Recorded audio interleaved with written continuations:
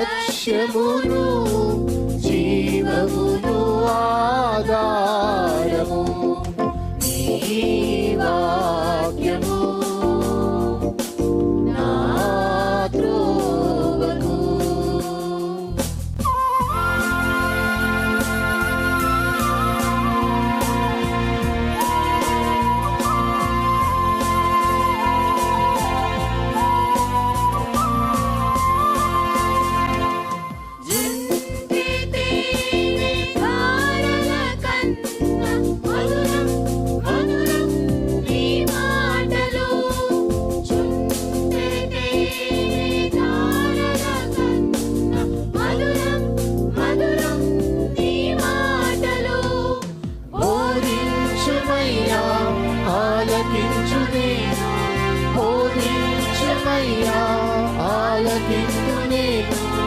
అనుసరింతునయ్యా ఆత్మశక్తితో, అనుసరింతునయ్యా.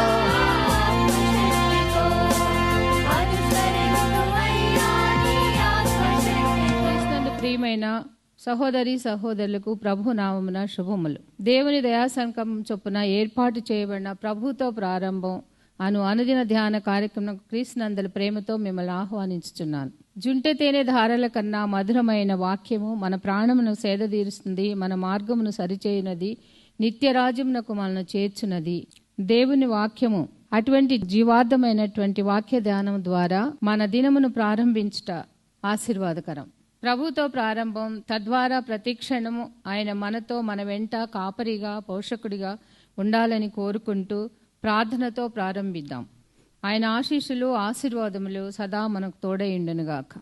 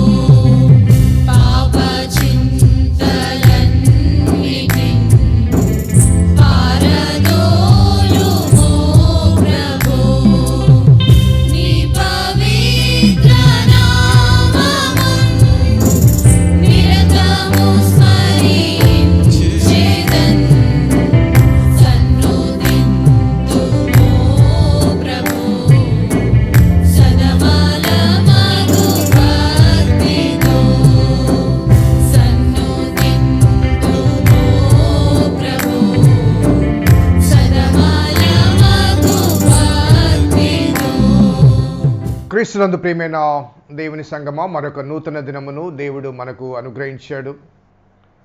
ఈ ప్రభుతో ప్రారంభం అనే ఈ ఆధ్యాత్మిక కార్యక్రమాల ద్వారా అనేక మంది ఆధ్యాత్మిక ప్రేరణ పొందుతున్నారని, వారి వారి వ్యక్తిగత కుటుంబ సంఘ జీవితంలో క్షేమాభివృద్ధి పొందుతున్నారని నమ్ముతూ విశ్వసిస్తూ మీ యొక్క ఆసక్తిని బట్టి, దైవిక సంబంధమైన ప్రేరణ బట్టి ఈ కార్యక్రమాలు మరి వరుస క్రమంలో కొనసాగింప చేయగలుగుతున్నాం.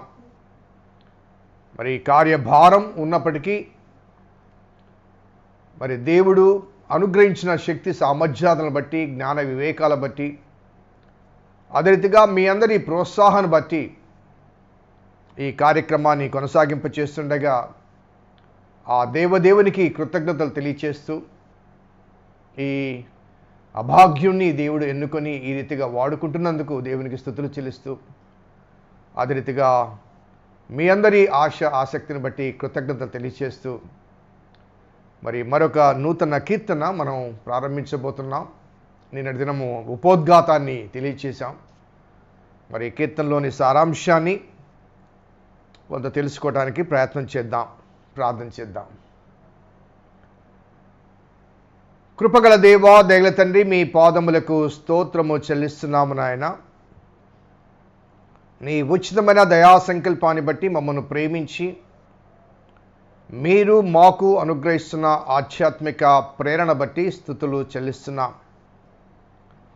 నీ ఉచితమైన దయా సంకల్పాన్ని బట్టి మమ్మల్ని ప్రేమించి మాకు మీరు అనుగ్రహిస్తున్న ఆధ్యాత్మిక శక్తి సామర్థ్యాలు బట్టి, జ్ఞాన వివేకాలు బట్టి, ఆశ ఆసక్తిని బట్టి స్తుతులు చెల్లిస్తూ 22వ కీర్తన ప్రారంభిస్తుండగా ప్రభువా, మీ సహాయాన్ని, మీ జ్ఞానాన్ని, మీ వివేకాన్ని మాకు అనుగ్రహించమని మా రక్షకుడైన యేసు నామమున అడిగి వేడుకొంచున్నాం తండ్రి, ఆమెన్. 22వ కీర్తన. ఈ కీర్తన తెలియని వారు, లేకపోతే ఈ కీర్తన పరిచయం లేని వారు ఎవరు లేరు అనుకుంటాను. అదే రీతిగా ఈ కీర్తన యేసుక్రీస్తు ముందటి కాలములో అంతగా పరిచయం ఉందో లేదో కానీ, ఈ కీర్తనలోని కొంత భాగాన్ని, ముఖ్యంగా ఆ మొదటి వచనాన్ని సిలువలో యేసుప్రభు వారు తిరిగి పలకడం ద్వారా ఈ కీర్తనలోని ఆ భక్తుని యొక్క అనుభవాలు చారిత్రాత్మకమైన ఒక విలువను, వాల్యూను పొందింది. కాబట్టి ఈ కీర్తన ధ్యానం చేస్తున్నప్పుడు కొంత నేపథ్యాన్ని మనము జ్ఞాపకం చేసుకోవాల్సిన ఆవశ్యకత ఉంది. దానికి ముందు 21వ కీర్తన మనం ధ్యానం చేసాం. ఆ 21వ కీర్తనలో మొదటి 6 వచనాలు దేవుని శక్తిని బట్టి రక్షణను స్వాగతించిన వారి జీవితాల్లో ఎటువంటి దీర్ఘాయుష్ ఉంటుందో, అతని మనోభీష్టం ఎలా సఫలము చేయబడుతుందో, మరి అతని యొక్క ప్రతి ప్రణాళిక ఏ రీతిగా నెరవేర్చబడుతుందో ఆ విషయాలు తెలియచేస్తూ, దేవుని మీద నమ్మకం ఉంచిన వ్యక్తి యొక్క జీవిత సాఫల్యతను ఆ వాక్య భాగంలో తెలియచేస్తూ, ఆ తర్వాత 8 నుంచి మరి దేవుని తృణీకరించిన వారికి కలిగే ఆ శ్రమానుభవాన్ని అక్కడ రాయబడింది. మరి వెనువెంటనే దావీదు భక్తుడు ఆ తన శ్రమానుభవాన్ని రాయటానికి ఒక కారణం, ఒకవేళ ఆ రెండు కలిపి విశ్లేషిస్తే, మొదటి 6 వచనాలు అనగా 21వ కీర్తన మొదటి 6 వచనాలు దేవుని యందు నమ్మిక ఉంచిన వారికి కలిగిన ఫలితాలు, 8 నుంచి చివరి వరకు దేవుని విస్మరించిన వారికి కలిగే ఆ దుర్భర అనుభవాలు, ఆ శ్రమలు. మరి ఈ పరంపరలో 22వ కీర్తన కూడా శ్రమానుభవాన్ని మనము జ్ఞాపకం చేసుకున్నప్పుడు, ఒకవేళ అనగా ఆ కీర్తనలో పొందుపరచబడిన ఆ నమ్మిక దేవుని పట్ల దావీదుకు లేదా, అందుకే ఈ శ్రమలు వచ్చాయా? గతంలో నేను చాలాసార్లు ఈ శ్రమలకు కారణాలు 2 చెప్పాను. ఒకటి, మన అవిధేయతను బట్టి, అతిక్రమాన్ని బట్టి దేవుడు శిక్షించాడు. ఆ శిక్షకు లేకపోతే ఆ సమస్యకు కారణం మనమే అయితాం. దావీదు జీవితాన్ని మనం ధ్యానం చేస్తున్నాం కాబట్టి దావీదు జీవితంలో తన జ్యేష్ఠుని అనగా బెత్షెబా ద్వారా కలిగిన ఆ జ్యేష్ఠుని దేవుడు మరి తీసుకుని పోవడానికి గల కారణం, ఆ శ్రమ దేవుడు దావీదు జీవితాన్ని అనుమతించడానికి గల కారణం. అదే రీతిగా అబ్షలోము దావీదు యొక్క ఉపపత్నులను మేడ మీద అందరూ చూస్తుండగా తాను కూడడం అనే ఈ అంశాలన్నీ కూడా కారణం ఏంటంటే దావీదు యొక్క అవిధేయత, దేవుని చేత ఎన్నిక చేయబడి కూడా దేవుని మార్గంలోంచి తప్పబడిన అనుభవాన్ని బట్టి ఆ చేసిన ఆ మొదటి లేకపోతే ఆ భయంకరమైన ఆ సమస్య నాతాను ప్రవక్త ద్వారా హెచ్చరిక చేయబడతాడు. So he reaps his consequences, but at the same time he receive the forgiveness also. అందుకే 51వ కీర్తన ఆ దావీదు యొక్క పశ్చాత్తాప గీతికగా, విలాప గీతికగా మనకు అందించబడింది. అనగా దావీదు దేవుని హృదయానుసారుడైనప్పటికీ కూడా తప్పు చేసినప్పుడు దేవుడు శిక్షించాడు, ఉపేక్షించలేదండి. సో ఇక్కడ ఆ శిక్ష తప్పనిసరిగా అనుభవించాడు దావీదు. కానీ ఆ సందర్భంలో ఈ కీర్తన 22వ కీర్తన రాయబడింది కాదు. The second reason for the suffering is God permits. దేవుడు కొన్నిసార్లు అనుమతిస్తాడు నీతిమంతుల విషయంలో. యోబు విషయంలో అదే కదని జరిగింది. యోబు విషయంలో యోబు ఎటువంటి నేరం చేయలేదు, లేకపోతే దైవదోషం చేయలేదు. చాలా చక్కని క్రైస్తవ క్రమశిక్షణలో అనగా దైవిక క్రమశిక్షణలో తాను పెరిగాడు, తన కుటుంబాన్ని పెంచాడు. తన బిడ్డలు పాపం చేసిరేమోనని వారి గురించి నిత్యము అతను ప్రాయశ్చిత్త బలులు చేశాడు. హి వాజ్ సో రిలీజియస్. సో దేవుడే స్వయంగా అపవాదితో ఛాలెంజ్ చేస్తాడు, చూసావా మా వాడు మా యోబు. అటువంటి యోబు జీవితంలో కలిగిన శ్రమలు అంతా ఇంత కాదండి. ఉన్నది మొత్తం పోయింది, బిడ్డలు పోయారు, ఆస్తులు పోయాయి, సమస్తం పోయింది. ఆఖరికి శరీరం అంతా కూడా పుళ్ళమయమైంది. భార్య ఆమె తోలనాడింది, ఎందుకయ్యా నీకు ఈ విశ్వాసం ఇంకా అని. ఇటువంటి అనుభవాలు యోబు జీవితంలో కలగటానికి గల కారణం అంటే God allows for which he was tested and testified his faith. పేతురు భక్తులు ఆ గ్రంథంలో కూడా పేతురు చాలా స్పష్టంగా అంటాడు, నశించిపోవు సువర్ణము అగ్నిచేత పరీక్షించబడుతుంది కదా అని. నశించిపోవు సువర్ణము అగ్నిచేత అనగా ఆ త్రవ్వకాల్లో ఆ బంగారు ముద్దలు దొరుకుతాయి. ఆ ముద్దల నిండా మలినం చాలా ఉంటుంది. ఆ మలినం పోవాలంటే ఆ ముద్ద కరగాలి. ఆ కరిగి ద్రవముగా మారినప్పుడు, ఆ లిక్విడ్గా మారినప్పుడు ఆ లిక్విడ్లోంచి ఈ మలినాలు వేరు చేస్తారు. అలా ఆ లిక్విడ్లోంచి ఆ బంగారం మేలిం బంగారంగా మారాలంటే అగ్ని పరీక్షకు అది లోను కావాలి. It has to go. So అగ్ని చేత కాల్చబడ్డప్పుడే అది కరుగుతుంది. కరిగినప్పుడే అందులోని మలినము వేరు చేయడానికి అవకాశం ఉంటుంది. Otherwise it cannot. సో భక్తుని జీవితాల్లో కూడా కొన్నిసార్లు దేవుడు అనుమతిస్తాడు. He allows. కానీ అటువంటి అనుభవాల మధ్య దేవుడు విడిచిపెడతాడా అంటే ఆ కంసాలని జ్ఞాపకం చేసుకుందాం. ఆ ముద్దను కాలుస్తున్నప్పుడు he will not leave the gold, బంగారు సంబంధమైన ఆ ముద్దను అగ్నిలో పడవేయడు, కారుతో పట్టుకొని ఉంటాడు. He will be holding it. So ఆ పరిపూర్ణతలోకి వచ్చినప్పుడు he will remove it outside, బయటికి తీసుకొని వస్తాడు. సో అదే రీతిగా శ్రమ అనుభవాల్లో ఒక అదృశ్య శక్తిగా దేవుడు మనల్ని పట్టుకొని ఉంటాడు. షద్రక్ మెషక్ అబేద్నెగోలను ఆ అగ్నిగుండంలోనికి నడిపించాడు దేవుడు. కానీ అక్కడ అగ్ని తాకలేదు వారిని, వాడితో పాటు దేవుడు అక్కడ ఉన్నాడు. So we should understand. అనగా ఈ 21వ కీర్తనలో ఆ 2వ భాగంలో చెప్పబడిన దైవ వ్యతిరేకులకు కలిగిన ఆ శ్రమ అనుభవాన్ని, ఈ 22వ కీర్తనలో కలిగిన ఈ శ్రమ అనుభవాన్ని రెండు పోల్చి చూస్తే దట్ ఈస్ డిఫరెంట్ కాంటెక్స్ట్. అంత మాత్రమే కాకుండా డిఫరెంట్ మెథడ్ అది ఎవరికి చెందుతుందో, ఇది ఎవరికి చెందుతుందో ఆ డిఫరెన్స్ చూపించడానికి ఈ రెండు ప్రక్కపక్కనే పెట్టి ఉంటారేమో కంపైలింగ్ చేసిన రచయితలు.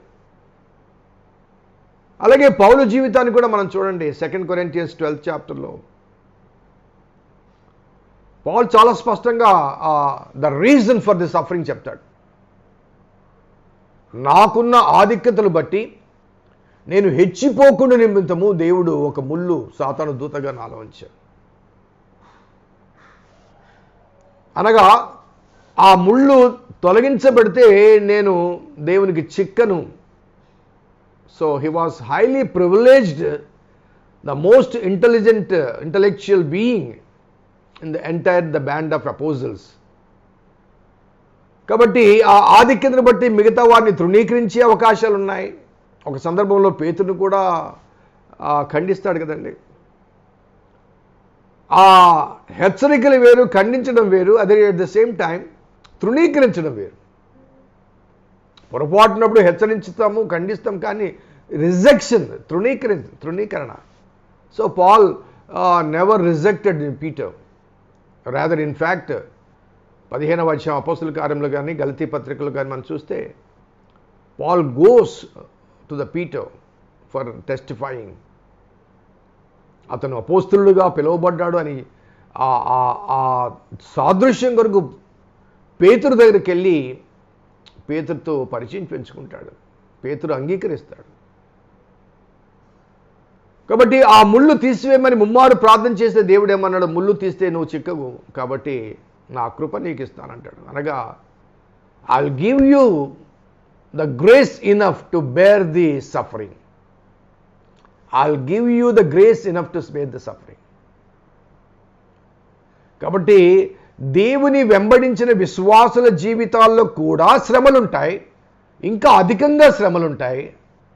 కానీ ఆ శ్రమల్లో దేవుని కృప తోడుగా ఉంటుంది. శ్రమల్లో దేవుని కృప తోడుగా ఉంటుంది. యేసే స్వయంగా చెప్తాను, నన్ను వెంబడించగోని ఎడల తను తాను ఉపేక్షించుకొని తన సిలువను ఎత్తుకొని ప్రతిదినము వెంబడించాలి అంటాడు. సో ఈనాడు చాలామంది చెప్తున్న రీతిగా ప్రాస్పరిటీ గాస్పెల్ కాదు యేసేని వెంబడించడం. ప్రాస్పరిటీ గాస్పెల్ కాదు. The gospel about the Jesus who suffered himself. సిలువ వేయబడిన క్రీస్తును మనం వెంబడిస్తున్నాం. సిలువ వేయబడిన క్రీస్తుని వెంబడిస్తున్నాం. స్వస్థతలు చేసిన క్రీస్తు కాదు, అద్భుతాలు చేసిన క్రీస్తు కాదు, సిలువ వేయబడిన క్రీస్తు. ఎందుకంటే స్వస్థతలు చూసిన వారు, అద్భుతాలు చూసిన వారు, ఆహారం పంచిపెట్టగా భుజించిన వారందరూ కూడా సిలువ సమయంలో పారిపోయారు. They could not follow, they did not follow. వారి ద్వారా క్రైస్తవ్యం పుట్టలేదండి. సిలువ మరణ పునరుద్ధానాల తర్వాత, ఆ పునరుద్ధాన దేవుణ్ణి చూసిన తర్వాత అప్పుడు నమ్మి వెంబడించారు వారు. So without cross and resurrection there is no Christianity. So ఆ సిలువ మరణ పునరుద్ధానాలు లేకపోతే క్రీస్తు చరిత్రలో ఒక సాధారణమైన పురుషుడిగా మిగిలిపోయి ఉండేవాడు. అసలు చరిత్రలో జ్ఞాపకం కూడా ఉండేవాడు కాదేమో. కానీ చరిత్రను తిరగరాసిన అనుభవం,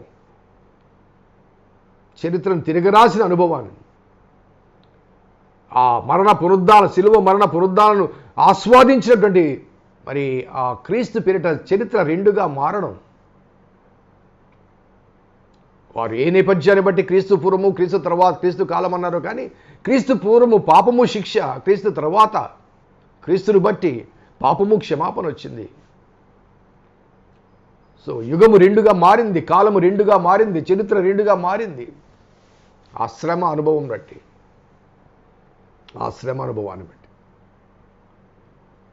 కాబట్టి విశ్వాస జీవితంలో శ్రమలు సహజము. ఇంకా చెప్పాల్సి వస్తే యేసుప్రభువు వారు చాలా స్పష్టంగా చెప్తారు, లోకములో మీకు శ్రమ, భయపడకుడి అంటూ. లోకము మిమ్మల్ని ద్వేషించిన ఎడల, యోహాను సువార్తలో చాలా స్పష్టంగా అంటాడు, లోకం మిమ్మల్ని ద్వేషించిన ఎడల భయపడకుడి. మిమ్మును ద్వేషించక ముందే నన్ను ద్వేషించింది. నన్ను వెంబడించిన వారిని ద్వేషించట్లో అసహజం ఏమైనా ఉందా? మిమ్మును ద్వేషించక ముందు నన్ను ద్వేషించింది కాబట్టి మీరు లోకము చేత ద్వేషించబడిన వారిని వెంబడిస్తున్నారు. కాబట్టి సో సహజంగా లోకం మిమ్మల్ని ద్వేషిస్తుంది, కాబట్టి ఆశ్చర్యపడకుడి అంటాడు. సో దావీదు ఈ కీర్తన వ్రాయటానికి స్వీయ అనుభవం కావచ్చు, లేకపోతే ప్రవచనాత్మకంగా కలిగిన ఒక దర్శనం కావచ్చు. Whatever it may be, will be reading one by one, but నేపథ్యాన్ని నేను ఇంకా జ్ఞాపకం చేస్తున్నాను.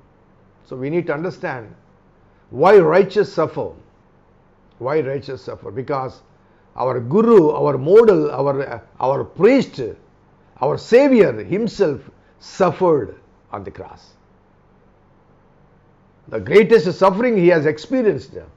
ఆయన శ్రమ వెనుక మన శ్రమలు చాలా స్వల్పం. ఒక భక్తుడు అంటాడు, విశ్వాస జీవితంలో శ్రమలు లేకపోతే, అనగా శ్రమలతో ప్రయాణం చేయాలి, శ్రమలు లేకపోతే somewhere he might have confirmed, లేకపోతే కాంప్రమైజ్డ్ విత్ ద వరల్డ్. లోకముతో ఏదో రీతిగా మమేకమయ్యావు కాబట్టి ఆ అనుభవం నీ జీవితంలో శ్రమ రాకుండా చేస్తుంది. కాబట్టి ఎక్కడో నువ్వు కాంప్రమైజ్ అయ్యావు కాబట్టి శ్రమ నీ దగ్గరికి రాలేదు. శ్రమ నీ ఎదుట ఉందంటే నీవు క్రీస్తుని వెంబడిస్తున్న దానికి సాదృశ్యం. శ్రమ లేదు అంటే లోకములతో మమేకమయ్యావన్నాడు సాదృశ్యం. సో శ్రమను బట్టి అతిశయపడవలసిన ఆవశ్యకత మనకు కనిపిస్తుంది.